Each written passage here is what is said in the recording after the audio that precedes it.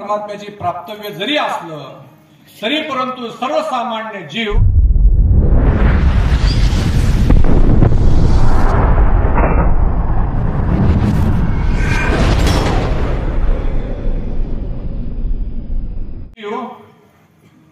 हा सुखाकडे परावर्तित झाला आहे। देह कुणामुळे प्राप्त झाला हा विसरून गेला आणि कळायला लागल्या की भौतिक सुखाच्या पाठीमागे लागून सुख सुख सुख सुख सुख सुखाच्या पाठी लागला आणि मुमुक्ष अवस्थेमध्ये साधक हा भगवान परमात्म्याच्या प्राप्तीच्या पाठीमागे लागला आणि भगवान परमात्म्याचा प्राप्तव्याने मोक्ष कसा प्राप्त होईल याचा तो विचार करू लागला। मला सांगड अशी घालायची लक्षात घ्या, जर मनुष्यत्वाला जर सुख पाहिजे असेल, साधकाला जर मोक्ष पाहिजे असेल तर सुखाचा पत्ता सांगणारे हे महापुरुष आहेत आणि दोन उत्तर आहेत। सुख दोन ठिकाणी आहे, एक सुख आहे भगवान परमात्म्याकडे आणि दुसरं सुख आहे संतांच्या चरणाजवळ। सुखया संत समागमे नित्य तुम्हारे तुझे आगे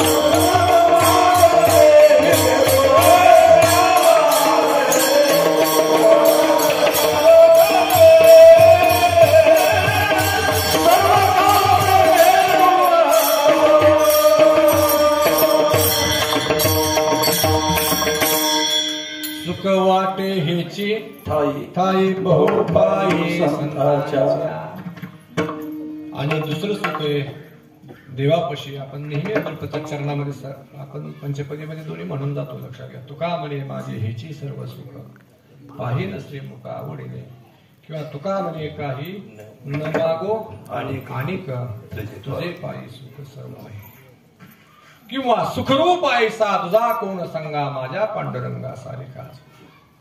मग तो सुखरूप होसी, अवघाची सुखरूप होसी, फक्त तिथं जावं लागते बरं का। परंतु गंमत अशी बरं का, गंमत असे आपल्याला जर वाटलं देवाकडे सुख मिळतंय, आपल्याला जर वाटलं गिरलेला सप्ताह जावं कीर्तनाची तर आपल्याला सांगितलंय, तर मी तात्यांना सोडून नाही येऊ शकत, लक्षात घ्या। तात्यांना घेऊनच येऊ शकतो, तात्यांपाशी जाऊनच येऊ शकतो। आणि ज्यावेळेस तात्यांपासून येतो ना तेव्हाच इथं आत्मविश्वास प्राप्त होतो। मला सांगायचंय काय, लक्षात घ्या।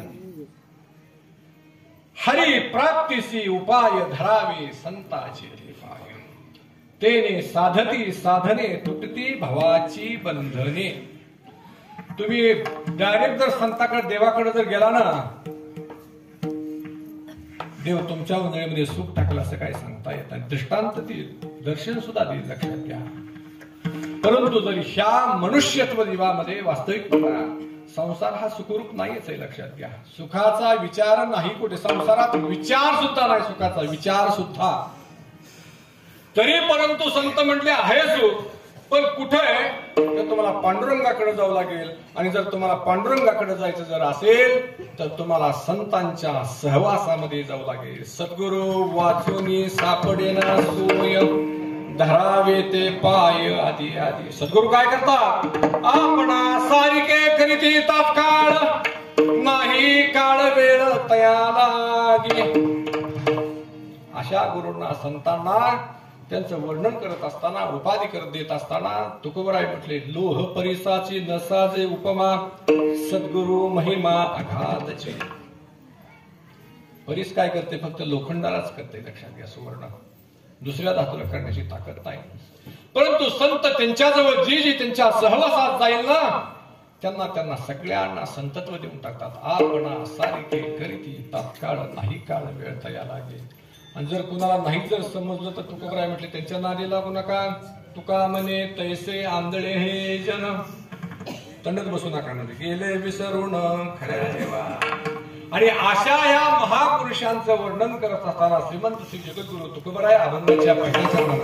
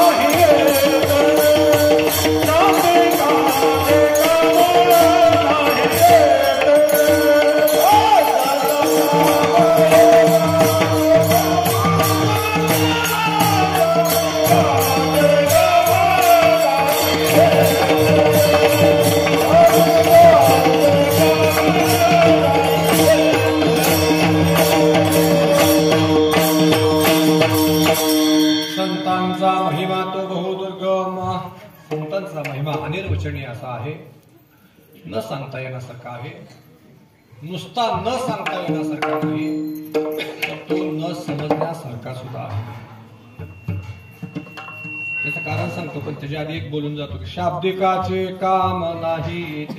महाराज असं का म्हटले लक्षात घ्या. ज्ञानोबरायांनी हरिपाठामध्ये त्याचा एक दृष्टांत दिला किंवा सांगितलं की जर आपली अवस्था अनंत वाचार बरळती बरळ तशी जर असेल कसा संतांचा आपला महिमा समजेल लक्षात घ्या. सप्ताह चालू आहे, सगळे आहे, कीर्तन चालू आहे, टाळकरी आले, भजन आले, तर एखादा माणूस जर म्हटलं काय त्यांना उद्योगच नाही, वर्षातून वर्गाने मागते तर मी 10-20 वर्ष हे चालू असं म्हटलं तर त्याला काय म्हणा. ह्या गोष्टीला उत्तर नाही. मला सांगायचं की अशा माणसाचं लक्षात घ्या हे तर काम नाही. शाब्दिक कशाला म्हणते. एक भगवान गणाचे अधिकारी आहेत का नाही, मला वाटतं न्यायाचार्य काय तर त्याचं नाव नामदेव शास्त्री. त्यांचं एक मी परवा कीर्तन ऐकलं. इतके त्यांनी शाब्दिकावरती कोटी मस्त केली. तुम्हाला सांगतो की शाब्दिक पंडित कसा असतो. शाब्दिक हा ज्ञानी असतो. शाब्दिकाला अनपढ अडाणी समजू नका. जो माणूस तुमचा विचाराचा विरोध करतो तो निश्चितपणे शहाणा असतो. अडाणी माणूस तुमचा विरोधच करणार नाही. लक्षात घ्या. त्याला त्याचं काहीतरी ज्ञान असतं. त्यांनी इतका सुंदर दृष्टांत दिला. त्यांनी त्या पात्राचं नाव हरिभाऊ असं दिले बरं का. त्यात उच्चारण केले की तो कोण हरिभाऊ नावाचा माणूस असेल तर माफ करा. आता चौकदार पण ती काय रागवणार नाही. चौकदार तर ते म्हटले असं झालं म्हटले की एकदा हरिभाऊ वारीला जाता जाता जाता दरवर्षी वारीला जायचे आणि ठेपे ठरलेले असते वारीला जाणाऱ्या लोकांचे. म्हणजे एक ठेपा एका वकील साहेबांच्या घरी होता म्हटले. नेहमीप्रमाणे काय त्यांचा दिवस असेल तिथे असेल काय असेल त्या दिवशी गेले म्हणजे तिथं. आणि तिथे गेल्यानंतर आता वारकरी घरी आला का अतिथी देवो भव. आणि मग ज्या वेळेस दरवर्षी हरिभाऊंचं आणि त्यांच्याबरोबर जाणाऱ्या 4-5 वारकऱ्यांचं ते वकील साहेब इतकं स्वागत करायचे, पण ह्यावेळेस जरा त्या वकील साहेबांचा म्हणजे मूड जरा वेगळाच होता. आणि त्यांनी असं विचारलं की हरिभाऊ तुम्ही इतकं वर्ष झालं पंढरपूरला जाताय, पण देवा तुम्हाला काय समजलं का, काय देव कळला का, देव पाहायला मिळाला का, काय झालं का. हरिभाऊ म्हणजे 5-25 वर्ष झालं मी जातोय, ही घरात बसून म्हणजे माझी बापा काढायला लागला. ते म्हणले बरं का, मी कसं सांगतो दृष्टांत सांगतो, तुम्ही ऐकला काय. आणि भानगड अशी झाली म्हटले आता वारकरी आहे भले तरी देव. वारकरी साधं समजायचं नाही. लक्षात घ्या हरिभाऊंच्या मनात आलं हिने आपल्या भक्तीवरती अविश्वास घेतलाय बघू म्हटले. आणि कर्मधर्म संयोग असतो. लक्षात घ्या आले देवाजीच्या मना. आणि तेवढ्यात त्या वकील साहेबांची बायको म्हटले सफरचंद मस्तपैकी. त्यांना कळलं नेहमीचे वारकरी आले, त्यांनी सफरचंद घेतलं, ते सफरचंद बरोबर फोडी केल्या आणि त्या वारकऱ्याला खायला आणल्या. हरिभाऊ मुली चांगली संगीत चालून आली. शाब्दिकाचे काम आहे याच्यासाठी मी बोलतो. शाब्दिक माणूस कसा असतो का तुकोबराय म्हणजे शब्द पंडिताचं हे काम आहे. आता वकील काय तो काय आडाने नाही. लक्षात घ्या तर मी वकील माझ्या घरी वकील आहेत. लक्षात घ्या म्हणून कुणी व्यक्तिगत घेऊ नका. कारण तुम्हाला सांगतो कसं व्यक्तिगत जर घ्यायचं म्हटलं तर त्या वक्त्याने काय बोलावं असाच प्रश्न पडेल तुम्हाला सांगतो. आणि मग हरिभाऊ म्हटले या या या या या. वकील साहेब म्हटले तुम्ही जे काय ताटामध्ये म्हटले पेरू जे आणलाय मी इतका छान हिरवा सुंदर आहे म्हटले. वकील साहेब म्हणले हरिभाऊ तुम्हाला कळती फिरतं करा म्हणजे सफरचंद आहे म्हणजे ह्याला तुम्ही पेरू कसं काय म्हणता. आता हरिभाऊला माहित होती सफरचंद आहे तर मला सांगतो. पण हे काय हटायला मागत तयार नाही. आणि वकील साहेब मागायला हटायला तयार नाही. मग वकील साहेब म्हटले असं करतो तुम्हाला मी सांगून कळणार नाही म्हटले. एक 4-5 साक्षीदार आणतो म्हणले. आणि वकील साहेब बाहेर गेले आणि एक 7-8-10 जणांना गोळा करून आणलं. हरिभाऊचे जोडीदार म्हणले हरिभाऊ तुम्ही आता फसताल बरं का म्हटले. सगळ्यांनी जर सांगितलं ही सफरचंद आहेच म्हणजे सफरचंद आहे मला का म्हणजे येणे मला माहित नाही का सफरचंद मला माहिती आहे म्हणजे आपण मान्यच करायचं म्हणजे काय बी सांगू म्हणजे आपण मान्यच करायचं. आता आणखी त्यांनी 10 जण तुम्हाला सांगतो 10 जण सांगते दो मारकरी बाबा वारकरी बाबा ही सफरचंद आहे सफरचंद आहे सफरचंद आहे सफरचंद आहे.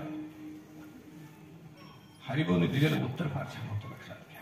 विनोद बाजूला जाऊ द्या. विनोदातनं एक दृष्टांतातनं आपल्याला तत्वज्ञान समजून घ्यायचं असतं. हरिभाऊ म्हटले वकील साहेब जर 10 जणांनी सांगितलं म्हणून जर मी सफरचंदाला जर सफरचंद म्हणायचं तर 800 वर्षापासून आमची संत सांगताय की पंढरीचा पांडुरंग असा आहे देव आहे देव आहे देव आहे. तर तुम्हाला देवावरती विश्वास ठेवायला काय होते म्हटले. तुमच्या 10 जणांवरती मी विश्वास ठेवायचा पण आमचे हजारो संत सांगून गेले हजारो शास्त्र पुराण 4000 त्याच्यावरती अभंग लिहिले 9000 वव्या लिहिल्या त्यात आमच्या पांडुरंगाचं वर्णन केलं तरी पण तुम्हाला देवाची अनुभूती आली नाही. असंच शब्द पंडिताचं हे काम आहे. लक्षात घ्या.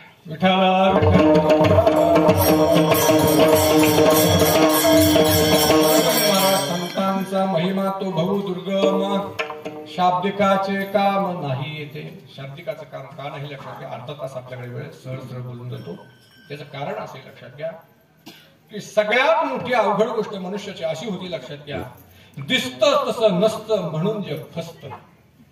उस डोंगा परी रस नाही डोंगा काय भलली असे वरली रंगा अशी अवस्था होती. खऱ्या संताला आपण पाहायचं विसरून जातो. कुणीतरी आपला भामटा संत येतो त्यांनी काहीतरी आपल्याशी चुकीचा व्यवहार केलेला असतो आणि त्याच्याबरोबर आपण सर्व संतांना तोडण्याचं पाप आपण करतो आणि त्याच्यामुळे खऱ्या संतांच्या कृपेपासून आपण खूप खूप खूप खूप निघून जातो. लक्षात घ्या. कलियुग आहे. लक्षात घ्या. कलियुगामध्ये सुख आहे तसं दुःख आहे सत्य आहे तसं असत्य आहे खरं आहे तसं खोटं पण आहे चांगलं आहे तसं वाईट पण आहे. पहिल्यापासूनच देव आणि दानव आले. तसं संत जरी असले तर प्रत्येक वेळेस संताला त्रास देणारी माणसं संतांना बदनाम करणारी माणसं ही प्रत्येक कलियुगामध्ये असणारच. नाण्याच्या 2 बाजू आहेत. लक्षात घ्या. पण सर्वसामान्य मनुष्य काय करतो लक्षात घ्या निश्चितपणे भरला जातो. वरील या रंगा भरला जातो. लक्षात घ्या. वरील या रंगा भरला जातो आणि त्यानुसार आपल्या मनाची खुणगाट बांधतो आणि त्यानुसार परिणामाची गणती करतो आणि त्या दृष्टीने सगळ्याला पाहायला लागतो. मग आपण म्हणतो तू चष्मा जर काळा घातलाय, तू चष्मा जर पिवळा घातलाय तर तुला पिवळं का नाही दिसणार, तुला काळवेळ झाल्यासारखं का दिसणार नाही. त्याच्यामुळे शाब्दिकाला नाही कळणार, लक्षात घ्या, शाब्दिकाला हे कळणार नाही. म्हणून संतांचं महत्व जाणण्यासाठी संतांना आधी ओळखलं पाहिजे. त्याच्यासाठी भरपूर प्रमाणात लक्षात घ्या, बरीच दिलीत प्रमाण काय, आकाशाच्या पोटी काय, पृथ्वीच्या पोटी काय, लक्षात घ्या, दह्याच्या पोटी काय, ताक काय, लोणी काय, हिरा काय, चंद्र काय. आपल्याकडे वेळ पण नाही. अनेक उदाहरण दिले. संत नव्हती जगा माणसा त्या सारिके, लक्षात घ्या. सर्वसामान्य माणूस आणि संत दोन्ही दिसती सारिके, वर्म जाणे तो पारखे. आणि जोपर्यंत आपण वर्म जाणणार नाही तोपर्यंत त्या संतांना आपण शरण जाणार नाही. आणि तुम्ही संतांना जोपर्यंत शरण जाणार नाही तोपर्यंत खरी तुमची संतांची ओळख होणार नाही. कलियुगामध्ये संत बहुत आहेत, लक्षात घ्या. पोटासाठी संत झाले कलियुगामध्ये भरपूर संत, लक्ष घ्या. तुकोबरायचं का अभंग आहे, मुखे सांगे ब्रह्मज्ञान, जनलोकाची कापितो मान, ज्ञान सांगतो जगासी, अनुभव नाही चित्तासी. कथा करीतो देवाची, अंतरी आशा बहुलोबाची. तुका म्हणे तोची वेळा त्याचे हाणून थोवाड पडा. तुकोबरायचे शब्द माझे नाही, लक्षात घ्या. त्याच्या पुढे निळवराय म्हटले, भक्त म्हणावे तयासी, न गुंते जो आशा पाशी. अहंकार निरसला देह भाव पालटला, निंदा स्तुती नावडे, पाहता परब्रह्मावडे. सहजासहजी संतांची ओळख होत नाही, लक्षात घ्या. सहजासहजी निश्चित संतांची ओळख होत नाही. संतांची ओळख होण्यासाठी थोडस संतत्व आपल्यासाठी यावं लागतं, तो अंगामध्ये आपल्याला यावं लागतं. आणि असा हा आगाध संतांचा महिमा असल्यामुळे तुकोबराय दुसऱ्या चरणामध्ये म्हटले, बहु दुदड झरी झाली म्हैस गाय. किती पेंड घातली, कुठल्या प्रकारची जरी पेंड घातली, कितीही दूध दिलं तरी परंतु कामधेनूची सर गायला येत नाही. नव्हे कामधेनू नुसतं दूध देत नाही, तुमच्या मनामध्ये जी इच्छा असेल ती परिपूर्ण करते. गाय आणि म्हैस फक्त दूधच देतात, लक्षात घ्या. त्याच्यामुळे संतांना गायीची आणि म्हशीची सुद्धा आपण उपमा देऊ शकत नाही. संत हे कामधेनू प्रमाणे येतात. आणि जर तुम्हाला संतांचा महिमा जर जाणायचा असेल तर तुकोबराय म्हणजे तुको म्हणे अंगे व्हावे ते एक अभंग आहे तुकोबरायांचा. त्याच्यासाठी तुकोबरायांनी त्याच्यामध्ये 3 दृष्टांत दिले. पाण्यामध्ये मासा राहतो कैसा, जावे त्याच्या वंशा तेव्हा कळे. साखरेची गोडी मुंगी जाणे माशी, जावे तिच्या वंशी तेव्हा कळे. कासवीची पुली दृष्टी होय पुष्टी, जावे तिच्या पोटी तेव्हा कळे. पाण्यामध्ये मासा कसा झोपत असेल, कसा राहत असेल, तुम्हाला त्याच्यामध्ये त्याच वंशाला जावं लागेल. कुठंतरी साखरेची जर चिमट जर पडली तर त्या मुंग्याला कोण निरोप देतं, लक्षात घ्या. इथं साखर गोड पडली, 5 मिनिटांमध्ये मुंग्याची लाईनच्या लाईन तिथं लक्षात घ्या. कासवी आपल्या पिलाला स्तनपान करत नाही असं सांगतात प्रत्येक मंदिरामध्ये. कासव काय, त्याची कासवाची दृष्टी ना ती भगवंताकडे जाताना ती दृष्टी आपली पाहिजे, लक्षात घ्या. इतका आपल्या मनामध्ये अंतःकरणामध्ये भावना निर्माण झाली पाहिजे. आपल्या नजरेने आपल्या पिलाचा सांभाळ, आपल्या पिलाची वाढ कासवी करते. मग ती कशी करत असेल, महाराज म्हणले जावे तिच्या पोटी तेव्हा कळे. कसं, तुम्हाला जर संतांचा महिमा कळायचा असेल तर तुम्हाला थोडस संतत्व प्राप्त करावं लागेल. म्हणून संतांचा महिमा तो बहुदुर्गम, शाब्दिकाचे काम नाही येते. बहुदुदड जरी झाली म्हैस गाय, तरी होईल काय कामधेनू विठोबा. Oh